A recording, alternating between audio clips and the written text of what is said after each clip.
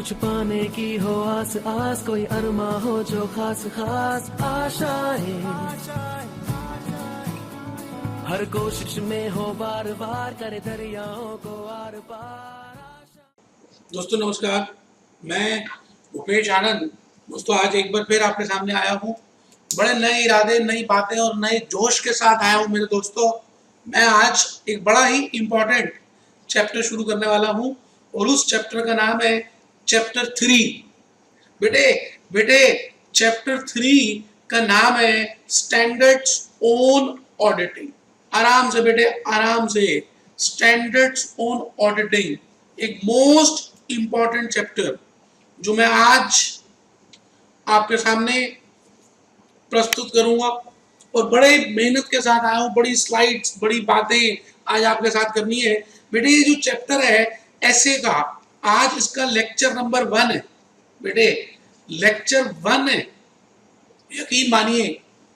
आज का लेक्चर अगर आपने ध्यान से सुन लिया तो जो हम चैप्टर नंबर 4 इंटरनल कंट्रोल का, chapter 5 review of internal control का, चैप्टर 6 इंटरनल ऑडिट का, चैप्टर 7 ऑडिट प्लान का, चैप्टर 8 एनालिटिकल प्रोसेस का, चैप्टर 9 वाउचिंग का, बेटे चैप्टर 10 डॉक्यूमेंटेशन का, सब समझ आ जाएगा। बेटे आज जो हम प्रोसेस करने वाले हैं बेटे उसी से सारी बातें समझ आएंगी। तो मैं आपको ये कह रहा हूं कि 30 में से 30 मार्क्स के लिए इंपॉर्टेंट है बेटे ये टॉपिक।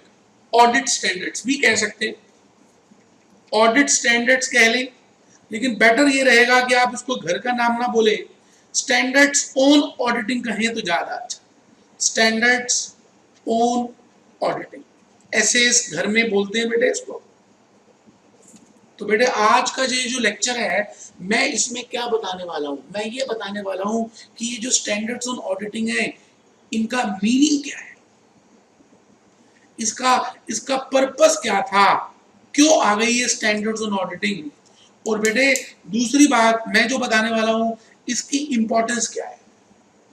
बेटे आप इस दुनिया में अगर सच में महारत हासिल करना चाहते हैं ना ऑडिट का, तो बेटे आप ये समझ लीजिए अगर आप कैरियर बनाना चाह रहे हैं तो आपको इस आज की क्लास में ग्रिपिंग की बहुत जरूरत है बेटे। ऑडिट स्टैंडर्ड्स ऑन ऑडिटिंग के ऊपर बेटे, स्टैंडर्ड्स ऑन ऑडिटिंग के ऊपर आपको अपना बड़ा जबरदस्त टाइम लगाना चाहिए और इसमें ग्रिप रखनी चाहिए, क्योंकि ये अगर समझ आ गया तो समझ लीजिए पूरी ऑडिट समझ आ गई, आपका फ्यूचर इस पे रिलाय हो सकता है। लेकिन बेटे स्टैंडर्ड्स ऑन ऑडिटिंग क्यों आई, या ये इसके में कंटेंट क्या है। बेटे ये स्टैंडर्ड्स ऑन ऑडिटिंग मैंने जैसे एक क्लास में बताया था कि बेटे 2 स्टेप्स होते हैं ऑडिटिंग प्रैक्टिसेस में। ऑडिटिंग प्रैक्टिसेस में मेरे बेटे 2 स्टेप्स होते हैं। एक तो स्टेप नंबर 1 है ऑडिटिंग, कि भाई ऑडिटिंग होता क्या है, और एक दूसरा स्टेप है how to perform audit. How to perform, कैसे करें, how to perform audit, what are the process. तो बेटे उसको हम कहते हैं स्टैंडर्ड्स ऑन ऑडिटिंग। आराम से बेटे, आराम से, कोई जल्दी है ही नहीं। बेटे 2 स्टेप्स होते हैं ऑडिटिंग प्रैक्टिसेस में, 30 मार्क्स का जो पेपर है। बेटे एक तो ऑडिट क्या है, मैंने कहा जी audit is independent, audit is independent examination, checking of financial information.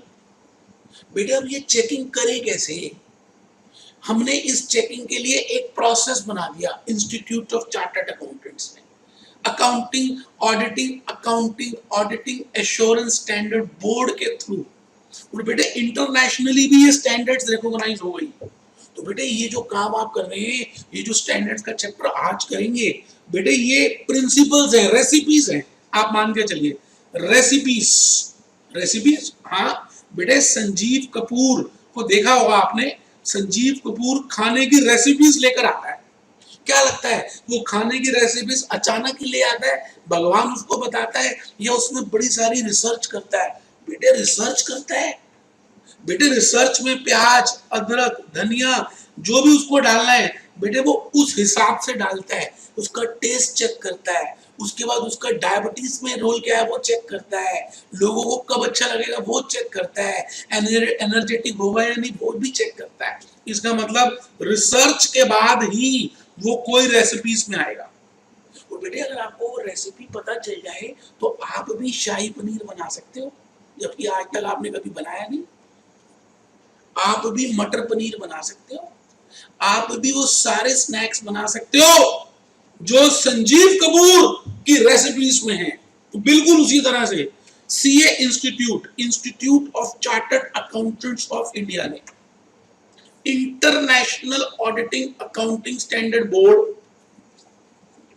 Plus auditing account assurance standard board ICAI का, बेटे इसके तहत कुछ प्रिंसिपल्स बनाए। बेटे बेटे प्रिंसिपल्स, बेटे कुछ प्रोसेसेस बनाए हैं, बेटे कुछ स्टेप्स बनाए हैं, बेटे बेटे ये बहुत रिसर्च के बाद बनाए हैं कि अगर आपको ऑडिट करना है एज ए चार्टर्ड अकाउंटेंट तो आपको कौन सा प्रोसेस, क्या प्रोसीजर, क्या स्टेप्स, क्या लॉजिक्स यूज करने हैं। बेटे एक फॉर्मेट ही दे दिया तो बेटे लोगों के लिए बहुत आसान हो गया, कंसिस्टेंसी आ गई। तो बेटे स्टैंडर्ड्स का मतलब है आपको इन्हीं स्टैंडर्ड्स के हिसाब से ऑडिटिंग करनी है, आप अब अपनी मर्जी से नहीं कर सकते। तो बेटे क्वालिटी मेंटेन होगी, बेटे कंसिस्टेंसी आएगी। बेटे जैसे चाय बनानी है तो एक ही तो प्रोसेस लगाएंगे तो हमारे में कंसिस्टेंसी आएगी, एफिशिएंसी बढ़ेगी, इफेक्टिवनेस बढ़ेगी और बेटे सबका फायदा होगा, लोगों का ट्रस्ट बढ़ेगा। बेटे सत्यम कंप्यूटर्स, बेटे सहारा, बेटे किंगफिशर एयरलाइन, बेटे लेमैन ब्रदर, आप देख ही रहे हैं कि पूरे अर्थ प्लैनेट में घोटाले हो रहे हैं। और बेटे इतने सारे घोटाले हैं कि कुछ तो आपको पता भी नहीं है, आपको तो बड़े बड़े पता है। तो बेटे उसके लिए ऑडिट का एक बेंचमार्क होना चाहिए और उस बेंचमार्क को का नाम है ऑडिट स्टैंडर्ड्स। बेटे बेटे उनको हम कैसे ऑडिट करें, बेटे उसी का नाम है स्टैंडर्ड्स ऑन ऑडिटिंग। तो आइए बेटे मैं आज की क्लास में आपको कहता हूं कि चैप्टर नंबर आप प्लीज बेटे प्लीज 3 खोल लें बुक का। बेटे आज हम चैप्टर 1 कर रहे हैं। बेटे इसमें पहला कंसेप्ट है इंट्रोडक्शन का। What is the meaning of audit standards? What is the meaning of standards in auditing? Why we have started with this? What is the evaluation? जन्म कहाँ से हुआ? बेटे ये सारी बातें हम यहाँ डिस्कस करेंगे और अगर ऐसे बनानी हो तो कैसे बनाई जाती है। बेटे कंसेप्ट 2 कोर ऑडिट प्रोसेस, बेटे इसको इंपॉर्टेंट मार्क करें। बेटे मैंने अपनी स्टडी में, आप देखिए मैं क्या बताऊं, मैं पहले वो करता हूं फिर तभी आपको बोलता हूं, पहले खुद करता हूं। बेटे देख रहे, बेटे मैंने अपनी पूरी स्टडी को मार्क किया, हाईलाइट किया है अपनी बुक को अलग अलग कलर्स से। बेटे आप प्लीज हैबिट बनाएं। मुझे उम्मीद है कि आपने हाइलाइटर निकाल लिया, आपने पेन निकाल लिया हो, आपने रजिस्टर भी निकाल लिया हो, आपकी बुक खुली होगी और आपके इरादे बुलंद होंगे। कहते हैं ये जब सब चीजें होती हैं तो फिर विद्या की देवी आती है। बेटे आप कैजुअल एटीट्यूड से पढ़ेंगे तो आपको कैजुअल नंबर मिलेंगे। बेटे सीरियस होके पढ़ेंगे, इन्वॉल्व होके पढ़ेंगे तो उतने नंबर मिलेंगे। बेटे गिगो मशीन है, जो डालोगे कल वही तो आएगा बेटे वापस। आज आप जो पेरेंट्स के साथ व्यवहार कर रहे हो बेटे कल आपके बच्चे भी आपके साथ वही करने वाले हैं। दुनिया का रूल है बेटे, तो नेचुरल जस्टिस है। अब आप ऊपर ऊपर से पढ़ोगे तो ऊपर ऊपर से नंबर आएंगे, 6 महीने दोबारा लगेंगे। तो बेटे मैं चाहता हूं कि आपका इसी अटेम्प्ट में क्लियर हो जाए। तो बेटे मेरी थोड़ी सी बात मानो ना, खून तो दो बेटे, रजिस्टर निकालो, निकालो बेटे, हाइलाइटर निकालो और बेटे ध्यान से इस बुक में देखो।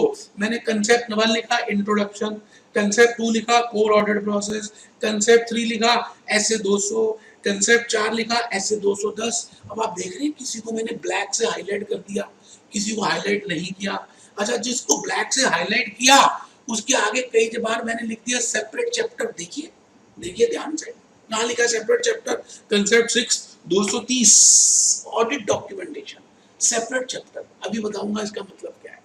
बेटे उसके बाद मैंने फिर नीचे कुछ ब्लैक और किया, concept 11 responsibility of joint auditors. अब इसमें चैप्टर नहीं लिखा, कोई बात नहीं, कंसेप्ट 12 को हाईलाइट कर लीजिए, मेरे से गलती से रह गया। Planning and audit of financial statements, separate chapter, highlight करिए। तो बेटे मैं आज की क्लास में आपको स्टैंडर्ड्स बताने वाला हूं, और स्टैंडर्ड से पहले मैं आपको बताऊं, अगर आप मेरी बात मान लें तो मैं पहले आज आपको कंसेप्ट नंबर बेटे पहले मैं आपको concept number 2 core audit process के बारे में बताऊंगा। तो आप प्लीज क्वेश्चन 2 खोल लें, क्योंकि ऐसा है, अगर आपको पूरे ऑडिट के प्रोसेस के बारे में पता चल गया तो उसमें जो भी चीजें मैं आज यूज करूंगा बेटे उसके ऊपर स्टैंडर्ड्स बन गई।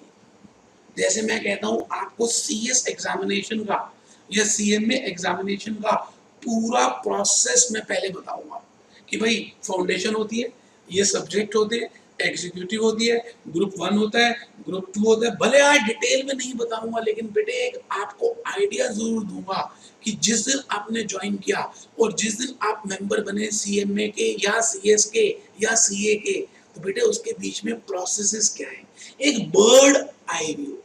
फिर बताऊंगा बेटे कि फाउंडेशन में नंबर लेने हो तो ये प्रोसेस अडॉप्ट करो, उसका ऐसे है। फिर बताऊंगा एग्जीक्यूटिव में कंपनी अकाउंट्स ऑडिट करना हो, कॉस्ट एंड मैनेजमेंट अकाउंटिंग करना हो, टैक्स करना हो, तो भूपेश आनंद की क्लासेस करो बेटे, वो प्रोसेसेस के स्टैंडर्ड्स हैं। पहले तो मैं आपको पूरा एक प्रोसेस आज समझाने वाला हूँ, उसके बाद आपको स्टैंडर्ड ज्यादा समझ आएंगी। तो बेटे आइए मैं आज कोर ऑडिट प्रोसेस के बारे में पहले बताऊं, और बड़ी सिंपल सी बातें करेंगे, कोई जल्दबाजी नहीं है बेटे। भले आज एक ही पॉइंट कवर हो, कोई ऐसी दिक्कत नहीं है बेटे, हम आराम से चलेंगे। मैं आप सभी को अपनी होश में बेटे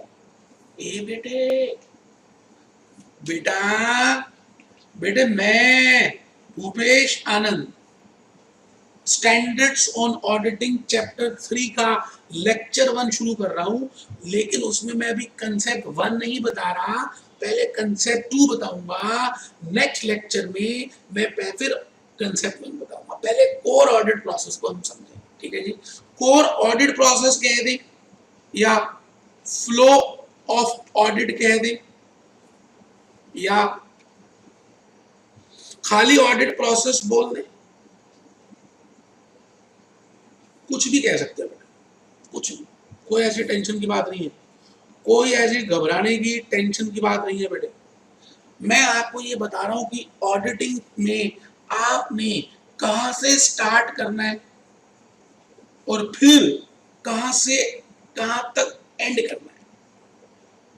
मतलब इसमें स्टेप 1 क्या होगा, पूरी जर्नी बेटे घूमेंगे। स्टेप 2 क्या होगा, स्टेप 3 क्या होगा, स्टेप, मान लेते 5 स्टेप्स हैं तो 5वें स्टेप तक हम जाएंगे। इस पूरे प्रोसेस का नाम है ऑडिट प्रोसेस। तो मैं शुरू करता हूं, आप ध्यान से सुनेंगे, जो जो मैं लिखता जा रहा हूं अपने रजिस्टर में लिखेंगे, अगर आप समझदार हो गए तो। भले आपकी बुक में भी है, समझदार बच्चे एक बारी में बात मान लेते हैं। बेटे एक चीज बताओ कि जब आप सीए बनोगे, आप सीए बन गए, आप चार्टर्ड अकाउंटेंट बन गए, कंपनी सेक्रेटरी बन गए, कॉस्ट अकाउंटेंट बन गए, और आपको विश्वास होना चाहिए कि आप बन जाओगे। कहते हैं मन का विश्वास ज्यादा इंपॉर्टेंट है। अब बेटे जब आप सीए बनोगे तो आप मान लो आप जॉब भी कर सकते हो और बेटे आप प्रैक्टिस भी कर सकते हो, दोनों नहीं कर सकते बेटे एक साथ। अगर आपको प्रैक्टिस करनी है तो मेरे बेटे आपको इंस्टीट्यूट से सर्टिफिकेट ऑफ प्रैक्टिस लेना पड़ेगा। बेटे मैंने सर्टिफिकेट ऑफ प्रैक्टिस लिया है। जब आप सीओपी लेंगे, सीओपी बोलते हैं बेटे इसको, तो आपके पास एक सर्टिफिकेट है कि आपके पास मेंबरशिप है और आप ऑडिट का प्रोसेस का प्रैक्टिस कर सकते हो। तो ये इंस्टीट्यूट ने आपको एक सर्टिफिकेट दे दिया, और बेटे ये सर्टिफिकेट आपको अपने ऑफिस में भी लगा सकते हो। उसमें लिखा होगा, मैं भी दिखाऊंगा कि सर्टिफिकेट ऑफ प्रैक्टिस में क्या लिखा होता है बेटे, ठीक है जी। तो मैं आपसे ये कह रहा हूं कि आप रामलाल हैं और आप सर्टिफिकेट ऑफ प्रैक्टिस ले चुके हैं और आप प्रैक्टिस कर रहे हैं, तो बेटे आपके मन में क्या आएगा, कि बड़े सारे क्लाइंट आ जाए, जैसे ही ऑफिस खोलूं दवा के क्लाइंट आए, मैं सबको ऑडिट करूं, मेरी ऑडिट की टीम हो, प्रोसेसेस हो, मेरा भी नाम हो, मैं सुपरवाइज करूं, पैसे आ रहे हो। बेटे दुनिया ही पैसे से शुरू हो रही है और पैसे पे खत्म हो रही है। तो बेटे आपके मन में जरूर ऐसी भावनाएं आएंगी, और बेटे आनी भी चाहिए। जब तक सपने बड़े ना हो तो बेटे वो पूरे होते ही नहीं है। धीरू भाई अंबानी ने बोला है। तो बेटे मान लेते हैं एक दिन एक क्लाइंट आपके पास आया, क्लाइंट आया, आप अपने ऑफिस में बैठे थे, जैसे मैंने टाई लगाई है, आप टाई लगा के बैठे थे, एसी ऑन था। बेटे क्लाइंट आया और क्लाइंट कहता है सीए जी क्या आप मेरा ऑडिट करोगे? जैसे ही उसने कहा कि ऑडिट करोगे, आप मन ही मन खुश हो गए। बेटे खुश होने की बात ही है। बेटे आप ये बताओ, जब आपको ऑडिट मिलेगा तो बेटे आपको काम मिलेगा, काम करोगे तो पैसे नहीं मिलेंगे। अब जब पैसे मिलेंगे तो आप घूमने नहीं जाओगे। बेटे घूमने जाओगे तो मजे नहीं करोगे। तो बेटे खुश होने की तो बात है ही, और आपने तो प्रैक्टिस का सर्टिफिकेट भी लिया हुआ है। बेटे लेकिन आपको मैं बता दूं, आप एकदम इस क्लाइंट का ऑडिट को एक्सेप्ट नहीं कर सकते। बेटे कुछ कंडीशंस इंस्टीट्यूट ने ऐसे के थ्रू लगा दिए। कुछ बातों को आपको पहले कंफर्म करना पड़ेगा, बातें करनी पड़ेंगी, उसके बाद ही आप एक्सेप्टेंस कर सकते हैं। जरा सुनना ध्यान से। आपके पास एक क्लाइंट आया और उस क्लाइंट ने आपको ऑफर किया क्या ऑफर किया कि आप मेरा ऑडिट करेंगे। तो आपका सबसे पहला सवाल होना चाहिए उससे कि आप कौन सा ऑडिट कराना चाह रहे हैं। आप कौन? आप सीए रामलाल।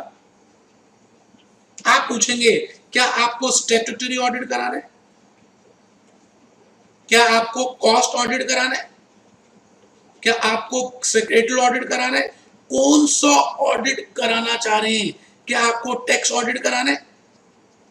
तो बेटे क्लाइंट जो आया वो आपको बताएगा कि भाई मेरे को कंपनी एक्ट 2013 का स्टैट्यूटरी ऑडिट कराना है, या जो भी ऑडिट कराना है। आप उससे स्टेप नंबर 2 में पहले ये पूछोगे। मान लेते हैं उसने कहा कि भाई मुझे स्टैट्यूटरी ऑडिट कंपनीज एक्ट 2013 का कराना है। फिर आप पूछोगे पहले किससे ऑडिट कराते थे, पुराना सीए कौन है? क्यों बेटे ये पूछना जरूरी है? क्योंकि इसकी एसए बनी हुई है, इसके प्रोसेसेस बनाए गए इंस्टीट्यूट में।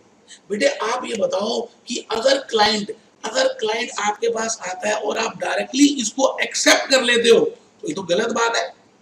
बेटे आपको पहले पूछना चाहिए इससे कि पुराना सीए कौन है। बेटे पुराना चार्टर्ड अकाउंटेंट, पुराना ऑडिटर कौन है, उसका नाम बताओ, उसका फोन नंबर बताओ, उसके कॉन्टैक्ट्स बताओ। और बेटे उस सीए से आपको, क्योंकि वो भी तो आपके इंस्टीट्यूट का मेंबर है, तो बेटे उससे आपको बात करनी पड़ेगी कि भाई आप क्यों नहीं ऑडिट कर रहे, क्या आपको ऑडिट फीस नहीं मिली थी, क्या आप क्यों नहीं करना चाहते, आप इसको कंटिन्यू क्यों नहीं करना चाहते, आपका इनका क्लाइंट का बिहेवियर कैसा है। ये सारी बातें आप पुराने सीए से करोगे। ऐसे ऑडिट को एक्सेप्ट नहीं कर सकते बेटा। बेटे जैसे मान के चलो कि जॉन अब्राहम और बिपाशा बासु की नई दोस्ती हुई, मान लेते हैं। तो बेटे बिपाशा जॉन से दोस्ती करने से पहले पूछेगी जॉन से, ए जॉन तू ये बता मेरे से पहले तेरी गर्लफ्रेंड कौन सी थी, उसका नंबर बता, उसके बारे में बता। और बिपाशा उसकी गर्लफ्रेंड जो पुरानी थी जॉन की, उससे बात करेगी कि भाई तूने क्यों छोड़ दिया, क्या जॉन ठीक नहीं, क्या उसका बिहेवियर ठीक नहीं, क्या वो कैरेक्टर वाला नहीं, क्या वो ऐसा नहीं। बेटे ये कंफर्मेशन लेना जरूरी है आप जब नया ऑडिट एक्सेप्ट कर रहे हैं। मैं आपसे यही बात कहने जा रहा हूं कि आप जब नया ऑडिट एक्सेप्ट करने वाले हैं तो आप जल्दबाजी ना करें। मन ही मन आप खुश तो हैं, लेकिन बेटे कहीं वो खुशी दुख में न बदल जाए। तो इंस्टीट्यूट ने इसके ऊपर स्टैंडर्ड्स ऑन ऑडिटिंग बना दिया है, एक प्रोसेस बना दिया है कि जब आप नया ऑडिट एक्सेप्ट करेंगे तो आपको ये बातें पहले पूरी करनी पड़ेगी। और बेटे उसमें एक बात है, आपको पुराने सीए से नो ऑब्जेक्शन सर्टिफिकेट लेना पड़ेगा। बेटे एनओसी लेना पड़ेगा।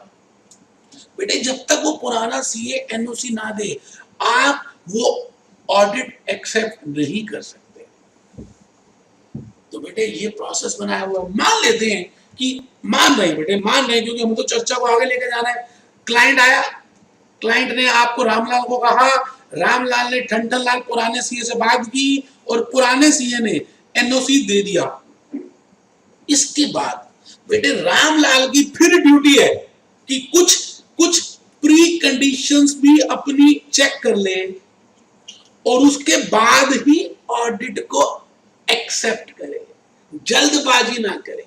तो बेटे रामलाल, सीए रामलाल को कुछ प्री कंडीशंस चेक करनी पड़ेगी। मान के चलते हैं कि स्टैट्यूटरी ऑडिट की बात हो रही है, तो बेटे रामलाल को उस क्लाइंट से पूछना पड़ेगा कि क्या आप मुझे फाइनेंशियल स्टेटमेंट्स बना कर दोगे? क्या आपकी फाइनेंशियल स्टेटमेंट्स की ड्यूटी आपकी बनाने की है, मेरी नहीं है। इसका मतलब पहली प्री कंडीशन क्या होगी?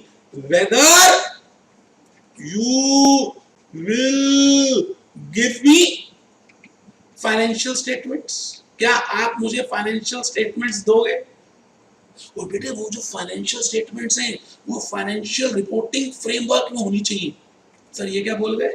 अभी बताऊंगा बेटे, फाइनेंशियल रिपोर्टिंग फ्रेमवर्क में होनी चाहिए। सर दोबारा बोलो मास्टर। बोलूंगा बेटे वो जो रिपोर्ट्स बन रही हैं, वो जो फाइनेंशियल स्टेटमेंट्स बन रही हैं बेटे, वो एक्सेप्टेबल होनी चाहिए। अपनी मर्जी से नहीं, कैश बेसिस में बना दी ना, अक्रूवल बेसिस में होनी चाहिए, गोइंग कंसर्न होना चाहिए, मनी मैनेजमेंट कंसेप्ट होना चाहिए, रिकॉग्निशन कंसेप्ट होना चाहिए। मतलब वो एक ऐसे फाइनेंशियल रिपोर्टिंग फ्रेमवर्क में बनी हो जो एक्सेप्टेबल हो, अपनी मर्जी से नहीं खाते बनाने। तो बेटे आप ऑडिट एक्सेप्ट करने के लिए पहले दो कंडीशंस को और चेक कर लोगे। और दूसरी कंडीशन कि वो जो फाइनेंशियल स्टेटमेंट्स बनी है उसमें अकाउंटिंग स्टैंडर्ड के हिसाब से बनी या इंडियन अकाउंटिंग स्टैंडर्ड्स के हिसाब से बनी है या इंटरनेशनल फाइनेंशियल रिपोर्टिंग स्टैंडर्ड के हिसाब से बनी। बेटे ये बड़ा इंपॉर्टेंट है कि फाइनेंशियल स्टेटमेंट्स के पीछे बेस क्या है, बैकग्राउंड म्यूजिक क्या है। जैसे एक मूवी आई थी ताल, पता नहीं आपने देखी हो नहीं देखी हो, लेकिन कुछ मूवीज में क्या होता है बेटे, बैकग्राउंड म्यूजिक होता है, पूरी मूवी में वही म्यूजिक चल रहा होता है। जैसे ताल एक मूवी थी, उसमें ऐश्वर्या राय थी, उसमें गाना था पूरी मूवी में, ताल से ताल मिला, ताल से ताल मिला। इसका मतलब बेटे पूरे के पूरे ऑडिट फ्रेमवर्क में आपको ये चेक करना है कि वो जो अकाउंटिंग स्टैंडर्ड्स हैं, वो जो फाइनेंशियल स्टेटमेंट्स हैं, वो एक्सेप्टेबल है, वो फ्रेमवर्क के अंदर है। अगर है तो बेटे फिर ही आप एक्सेप्ट करेंगे। तो बेटे स्टेप नंबर 1 एक बार दोबारा देख लेते हैं। क्लाइंट ने आपको ऑफर किया। स्टेप नंबर 2, आपने पुराने सीए से बात की और उससे एनओसी लिया। स्टेप नंबर 3, आपने फिर अपनी प्री कंडीशंस चेक करी और उसके बाद अगर ये प्री कंडीशंस सेट हो जाती हैं तो फिर आपने इसको एक्सेप्ट किया। लेकिन बेटे एक्सेप्ट करते ही आपको एक समझदारी करनी है। स्टैंडर्ड्स ऑन ऑडिटिंग कहती है कि आपको एक एंगेजमेंट लेटर लेना है। एंगेजमेंट, हाँ बेटे, जैसे लड़के की और लड़की की शादी होने से पहले उनको रिंग पहनाई जाती है। बेटे देखो मैंने रिंग पहनी है, ये देखो बेटे रिंग पहनाते हैं। बेटे जब लड़का लड़की को रिंग पहना देता है तो इसका मतलब ये एंगेज हो गए हैं, अब इनका विवाह होगा। लेकिन बेटे एंगेजमेंट से पहले, मैं तो कह दूं एंगेजमेंट लेटर में सारी बातें को लिखवा लेना चाहिए। मान के चलते हैं लड़की जॉब करती है, तो बेटे वो लड़की पहले कंडीशन रख दे कि मैं मैरिज के बाद भी जॉब करूंगी, क्योंकि बेटे मैरिज से पहले और मैरिज के बाद बड़ा चक्कर खराब सा हो जाता है। तो बेटे ये सारी बातों को लिखित रूप में कि भाई मेरी क्या ड्यूटीज हैं, मेरी कौन, रामलाल, रामलाल कौन? सीए रामलाल। सीए रामलाल की क्या क्या ड्यूटीज होंगी, क्या क्या दायरा होगा, क्या क्या काम करेगा, क्या क्या करके देगा, और क्लाइंट की क्या क्या क्लाइंट की क्या क्या ड्यूटीज होंगी, उसका दायरा क्या होगा। जैसे मैं कहूं क्लाइंट का दायरा क्या होगा, सारी फाइनेंशियल स्टेटमेंट की इंफॉर्मेशन देना, लेजर देना, कैश बुक देना, सारी इंफॉर्मेशन को देते समय कोऑपरेट करना। बेटे ये सारी बातें क्लाइंट को देनी पड़ेंगी। तो ये सभी कुछ हम क्या करेंगे, एंगेजमेंट लेटर में लिख लेंगे।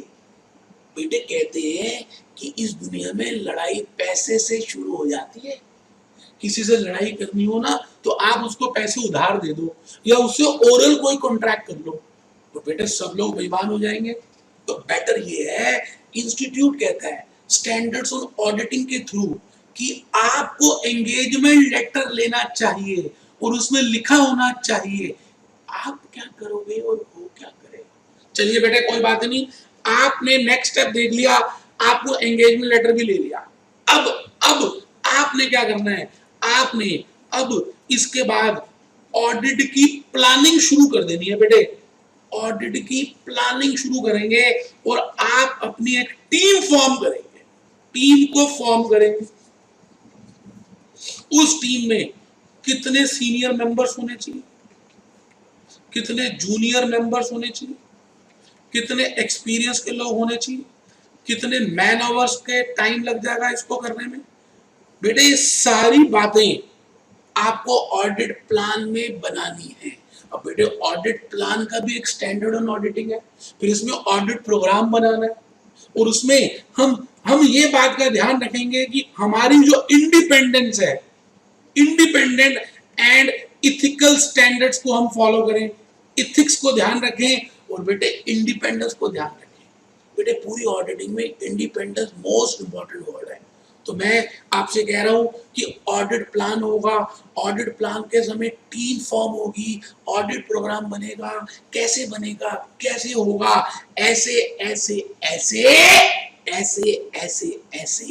तो बेटे ये कौन बता रहा है, मैं थोड़ी बताऊंगा, स्टैंडर्ड्स ऑन ऑडिटिंग बताएंगे। तो बेटे इसीलिए तो मैंने पहले कोर ऑडिट प्रोसेस कराया कि आपको स्टैंडर्ड्स ऑन ऑडिटिंग ज्यादा समझ आए कि उसको क्यों कर रहे हैं, क्या कारण है, किस लिए बनाई गई। बेटे कोर ऑडिट प्रोसेस की वजह से बनाई गई। तो आप समझ लीजिए ध्यान से कि आपने ऑडिट को प्लान किया और फिर आप मैदान में उतर गए, खूब लड़ी मर्दानी, वो तो झांसी वाली रानी थी। तो बेटे आपने उसके बाद रिस्क असेसमेंट करनी शुरू कर देनी है।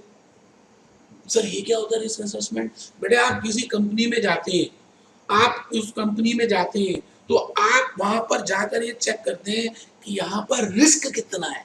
कैसे मतलब, जैसे बेटे रिस्क असेसमेंट के लिए आप नेगेटिव अप्रोच सोचेंगे, पेसिमिस्टिक अप्रोच होनी चाहिए बेटा। You will have a pessimistic approach कि यहाँ पर कैशियर गलत कर सकता है कैश के साथ, उसके कितने चांसेस है। फिर यहाँ पर परचेज डिपार्टमेंट में जो परचेज मैनेजर है, क्या वो कहीं गलत परचेजेस तो नहीं कर रहा, कहीं गलत क्वांटिटी तो नहीं कर रहा, गलत प्राइस पे तो नहीं कर रहा, कोटेशन मंगवा रहा है या नहीं। इन सभी बातों को आप नेगेटिवली सोचेंगे कि क्या ये होने के यहाँ पर चांसेस हैं या नहीं। तो बेटे आप रिस्क असेसमेंट की बातें करेंगे। जैसे मैं कहूं कि प्रोडक्शन मैनेजर है, यहाँ पर ब्रेकडाउन होने के चांसेस कितने हैं, यहाँ पे लेबरर्स क्या काम करते हैं, वो कितने पढ़े लिखे हैं, उनके पास क्या क्वालिटीज हैं। इन सभी बातों को नेगेटिवली सोचेंगे और रिस्क को एसेस करेंगे। जैसे एक व्यक्ति बहुत ज्यादा मीठा खाता है, जरूरी नहीं उसको शुगर हो, लेकिन आप चांसेस तो देखेंगे ना कि अगर मीठा खा रहा है तो उसके शुगर होने के, डायबिटीज होने के चांसेस ज्यादा हैं। तो बेटे उन चांसेस को निकाल रहे हैं, उन चांसेस को निकाल रहे हैं, उसी का नाम है रिस्क को एसेस करना। अब रिस्क को एक्सेस करने के बाद आप रिस्क को मैनेज करने के लिए बड़ी सारी टेक्निक्स लगाएंगे, ऑडिट प्रोसीजर्स लगाएंगे, कॉम्प्लायंस प्रोसीजर्स लगाएंगे। जैसे मैं आपके सामने एग्जांपल दूं कि आपको मैंने अभी कहा कि परचेज डिपार्टमेंट में चोरी होने के कितना रिस्क है, मतलब गलत परचेज, गलत क्वांटिटी, गलत प्राइस, हाई प्राइस मंगाने के, तो आप उसमें रिस्क मैनेजमेंट में क्या देखेंगे कि क्या क्या गुड्स रिसिप्ट नोट आता है या नहीं जब कोई गुड्स परचेज की जाती है, क्या कोटेशन मंगवाते हैं या नहीं, जब जब आपको कुछ खरीदना हो तो कोटेशन सब सप्लायर से मंगाई जाती है या नहीं, क्या प्रॉपर ऑथोराइजेशन होती है या नहीं, ऑथोराइजेशन होती है या नहीं, क्या स्टोर्स लेजर में प्रॉपर एंट्री हो रही है या नहीं, ये बातें आप खुद करेंगे। क्या ये हो रहा है, क्या ये हो रहा है, क्या ये हो रहा है, तो बेटे इससे आप रिस्क को मैनेज करने की बातें कर रहे हैं।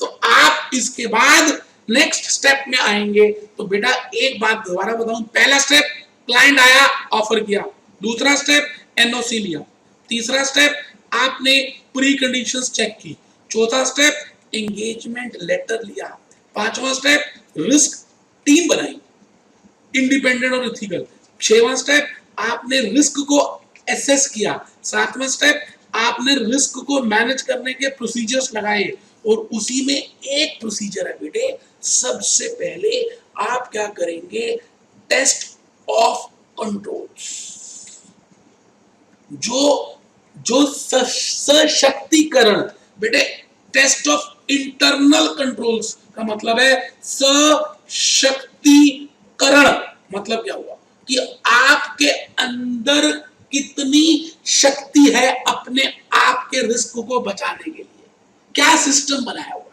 जैसे आप हल्दीराम में जाए या बीकानेर में जाए तो आप चेक करें, बिल एक व्यक्ति काटता है, कैश कहीं और जमा होता है और सामान कोई खाने का और देता है, तो बेटा इन्होंने सशक्तिकरण इंटरनल कंट्रोल प्रिपेयर किया हुआ है। आप कभी बिग बाजार में गए तो बेटा बिग बाजार में ट्रॉली होती है, आप सामान डालते हैं, चारों तरफ सीसीटीवी कैमरास लगे हुए हैं, फिर आप नीचे आते हैं, फिर नीचे से बिल कटता है, वो आपको मॉनिटर करता है, फिर सिक्योरिटी गार्ड गेट में खड़ा होता है। बेटे इन्होंने क्या किया, सशक्ति इंटरनल कंट्रोल को चेक करेंगे, उसका नाम है बेटे टेस्ट ऑफ कंट्रोल्स। और टेस्ट ऑफ कंट्रोल्स में आप चेक करेंगे कि कॉम्प्लायंस प्रोसीजर्स कितने फॉलो हो रहे हैं जो बनाए गए, मतलब जीआरएन बन रहा है नहीं बन रहा, स्टोर लेजर में एंट्री हो रही है नहीं हो रही, परचेज ऑर्डर मंगवाए जाते हैं या नहीं, कोटेशन बनती है या नहीं, ये सारी बातों को चेक करेंगे, इनको बोलते हैं कॉम्प्लायंस प्रोसीजर्स। अब बेटे एक चीज बताओ, एक वर्ष में इतनी लाखों ट्रांजैक्शंस हुई, एक बेचारा ऑडिटर तो मर जाएगा बेटे सारा चेक करते करते, तो वो क्या करेगा, सैंपलिंग करेगा बेटे, कुछ डाटा को पॉपुलेशन में से निकालेगा और उसको चेक करेगा, उसके कंट्रोल्स देखेगा, क्योंकि बेटे सबको तो देख ही नहीं सकते, कहते हैं जब सभी जा रहे हो तो उसमें कुछ तो बच जाए, तो बेटे सैंपलिंग करेगा बेटे, पॉपुलेशन से सैंपल करेगा, और उसके बाद वो दो तरह से और चेक कर सकता है। कैसे बेटे, एक तो टेस्ट ऑफ डिटेल्स में जा सकता है, फिर वो टेस्ट ऑफ डिटेल्स करेगा, डिटेल्स में चेक करेगा, और एनालिटिकल प्रोसेस, एनालिटिकल रिव्यू कर सकता है। ध्यान से बेटे, ध्यान से सुनना, बड़ी प्यारी सी बात बताने जा रहा हूं। मैं भूपेश आनंद इस समय आपको वो चीजें बता रहा हूं जो भले पेपर में नहीं आए, लेकिन ऑडिट स्टैंडर्ड्स ऑन ऑडिटिंग करने के लिए या पूरा ऑडिट समझने के लिए आपको पता होनी चाहिए कि स्टार्टिंग कहां से हुई गंगा जी की और एंड कहां पर हो रहा है गंगा जी का, हिंद महासागर में। गंगोत्री से शुरू हुई, हिंद महासागर में जाके पहुंच गई। तो बेटे जब तक आपको पूरे गंगा जी का प्रोसेस नहीं पता होगा तो बेटे कैसे आपको समझ आएगा कि गंगा जी को साफ कैसे करना है। मोदी जी ने तो अभियान भी लगाया हुआ है कि गंगा को साफ करेंगे। तो बेटे आप ये बताइए, मैं आपसे ये कहने जा रहा हूं कि आप जब टेस्ट ऑफ डिटेल्स करेंगे, सैंपलिंग की, फिर टेस्ट ऑफ डिटेल्स करेंगे, तो मान लेते हैं टेस्ट ऑफ डिटेल्स में आप एग्जामिनेशन इन डेप्थ में जा रहे हैं। आपने परचेज की बात की और बेटे परचेज का बिल निकाला, बिल से कोटेशन चेक की, स्टोर लेजर में चेक किया, क्वांटिटी चेक की, ये सारा प्रोसेस किया, तो बेटे हम कह रहे हैं आप डिटेल में जा रहे हो। तो फिर बेटे टेस्ट ऑफ डिटेल्स होंगे, और टेस्ट ऑफ डिटेल्स बेटे हम प्रॉफिट एंड लॉस आइटम्स का भी कर सकते हैं, और बेटे बैलेंस शीट आइटम्स का भी कर सकते हैं, और बेटे प्रॉफिट एंड लॉस की जो आइटम्स हैं उनमें जब हम टेस्ट ऑफ डिटेल्स करते हैं तो उसको क्या बोलते हैं, वाउचिंग। अब वाउचिंग कैसे होगी, इसकी स्टैंडर्ड्स ऑन ऑडिटिंग। आप समझ रहे हैं ना बेटे कहां से कहां पहुंच रहा हूं। और बेटे जो बैलेंस शीट की चेकिंग करते हैं टेस्ट ऑफ डिटेल्स, बेटे उसको क्या बोलते हैं, वेरिफिकेशन। मतलब आप खर्चे को देख रहे हैं कि वो ऑथराइज है या नहीं, वो क्यों हुआ था, बेटे उसके लिए तो वाउचिंग करनी पड़ती है। उस प्रोसेस को बोलते हैं वाउचिंग। बिल्स को देखना, वाउचर्स को देखना, ऑथराइजेशन देखना, एक्सपेंस का अमाउंट देखना, लेकिन मशीनरी है या नहीं आप खुद उठकर वेरीफाई करते हैं, उसकी कोई वाउचिंग नहीं होती। तो बेटे आप ऑडिटिंग इन, आप डिटेल में चेक कर रहे हैं, examination test of in detail, test in detail. और दूसरा ये भी हो सकता है कि आप कैबिन में बैठे हो, आप टेस्ट ऑफ डिटेल्स नहीं कर रहे, आप कैबिन में बैठे हैं, एसी ऑन है, आप क्या कर रहे हैं, इस बार की फाइनेंशियल स्टेटमेंट्स लास्ट ईयर की फाइनेंशियल स्टेटमेंट से चेक कर रहे हैं, रेशियोज कैलकुलेट कर रहे हैं, कंपैरेटिव एनालिसिस कर रहे हैं, सॉल्वेंसी निकाल रहे हैं। बेटे ये सारी चीजें आप कर रहे हैं, इसको बोलते हैं आप एनालिटिकल रिव्यू कर रहे हैं। तो बेटे देखा कहानी कहां से शुरू हुई कहां तक पहुंची, बेटे एनालिटिकल रिव्यू कर रहे हैं। अच्छा रास्ते में क्या होगा, आपको गंगा जी को छोटी छोटी नदियां और भी मिल जाती है। गंगा जी तो गंगोत्री से आ रही है, रास्ते में उनको छोटी छोटी नदी नाले भी मिल जाते हैं।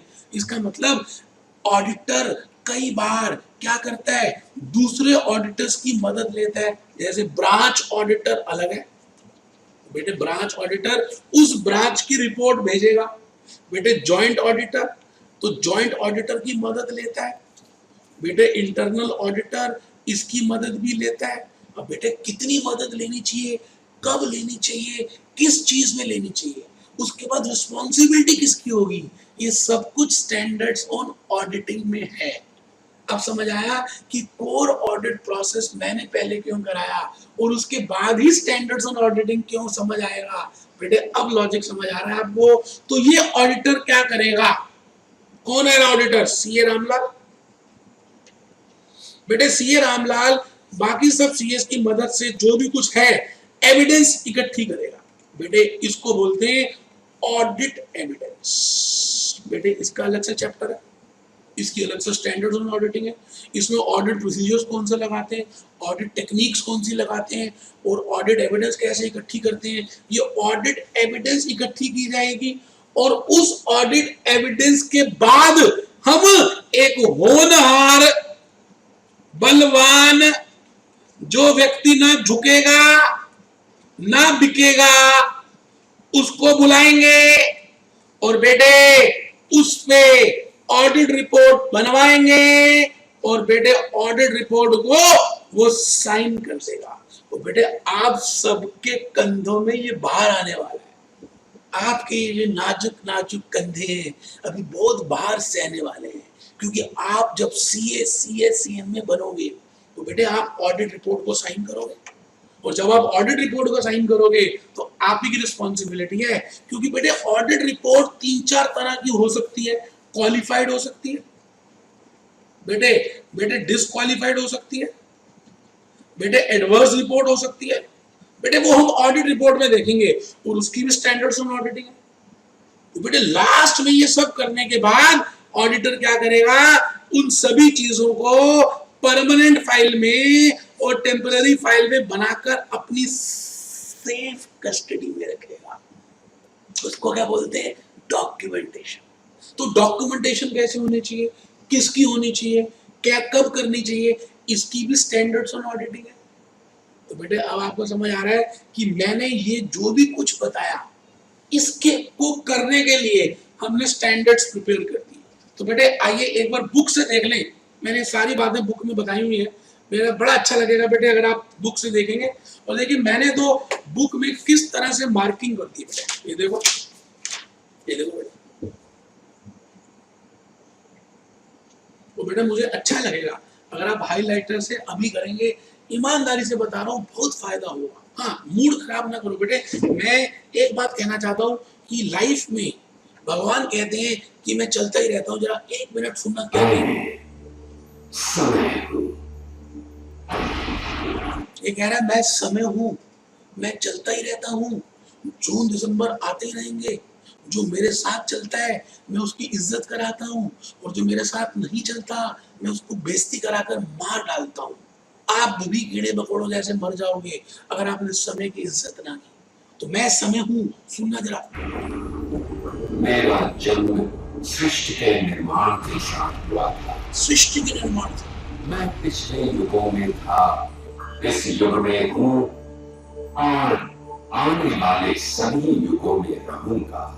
मैं पिछले युगों में था, सतयुग में था, त्रेता में था, द्वापर में था, कलयुग में हूँ और आने वाले सभी युगों में रहूंगा। Time is the most precious thing in this world. अगर आप बैरक ओबामा आपसे खुश हो जाए और आपको कहे रामलाल क्या चाहिए बता, आप उसको कहे मुझे टाइम 2-3 साल और वापस कर दे, वो कहेगा वो तो मेरे पास भी नहीं है। इस दुनिया की सबसे महंगी चीज समय है। जिसने समय की इज्जत की, समय ने उसकी इज्जत कराई। तो बेटे आप देख लो आप समय की कितनी इज्जत कर रहे हो। अनंत काल से पृथ्वी पर राज्य करने की लड़ाई जारी है।